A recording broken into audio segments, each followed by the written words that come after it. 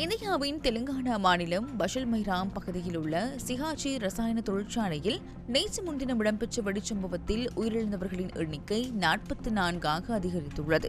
உயிரிழந்தவர்களின் குடும்பத்தினருக்கு தலா 1 கோடி இந்திய ரூபாய் இழப்பீடு வழங்கப்படும் எனவும், காயமடைந்தவர்களுக்கு 50,000 இந்திய ரூபாய் வழங்கப்படும் எனவும் தெலுங்கானா முதல்வர் ரேவந்த் ரெட்டி தெரிவித்துள்ளார். குறித்த விபத்தில் 5 பேர் சம்பவ இடத்திலேயே உயிரிழந்துள்ளதுடன் 50க்கும் மேற்பட்டோர் படுகாயமடைந்துள்ளதாக அந்நாட்டு செய்திகள் குறிப்பிடுகின்றன.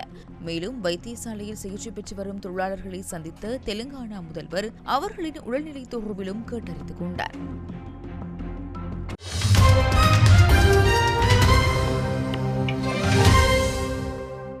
Today on Gaza. 60 நாள் காசா போர் நிறுத்தத்தை உறுதிப்படுத்துவதற்கான நிபந்தனைகளுக்கு இஸ்ரேல் ஒப்புக்கொண்டுள்ளதாக அமெரிக்க ஜனாதிபதி டொனால்ட் ட்ரம்ப் தெரிவிக்கின்றார். போரை முடிவுக்கு கொண்டுவர அனைத்து தரப்பினரிடம் இணைந்து தாம் பணியாற்ற உள்ளதாகவும் அமெரிக்க ஜனாதிபதி தமது சமூக ஊடக பதிவில் குறிப்பிட்டுள்ளார். அமைதியை நிலைநாட்டுவதற்காக கடுமையான பங்களிப்புகளை வழங்கிய கட்டார் மற்றும் எகிப்தியர்களும் இந்த இறுதி முன்மொழிவை ஏற்றுக்கொள்வார்கள் என அவர் குறிப்பிட்டுள்ளார்.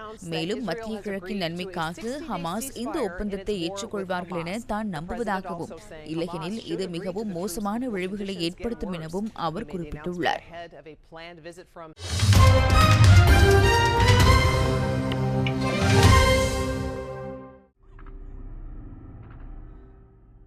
யுக்ரைன் ரஷ்ய எல்லையிலிருந்து 1000 கிலோமீட்டர் தொலைவில் ஹிஸ்வாக்ஸ் பகுதியில் உள்ள ஒரு தொழிற்சாலை மீது யுக்ரைன் தாக்குதல் நடத்தியுள்ளது.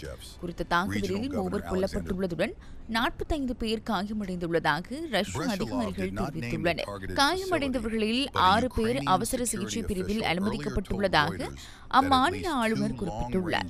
மேலும் இந்த தாக்குதல் குறித்து ரஷ்ய ஜனாதிபதி விளாடிமிர் புட்டினுக்கு விளக்கமளித்துள்ளதாகவும், அதனைத் தொடர்ந்து அப்பகுதியில் அவசர நிலை பிரகடனப்படுத்தப்பட்டுள்ளதாகவும் அவர் கூறியுள்ளார். வான்வழி ஏவுகணை அமைப்புகள் மற்றும் ரேடார் நிலையங்களை உற்பத்தி செய்யும் ஒரு ராணுவ தொழிற்சாலையை இலக்கு வைத்தே இந்த தாக்குதல் நடத்தப்பட்டுள்ளதாக சர்வதேச ஊடகங்கள் தெரிவிக்கின்றன.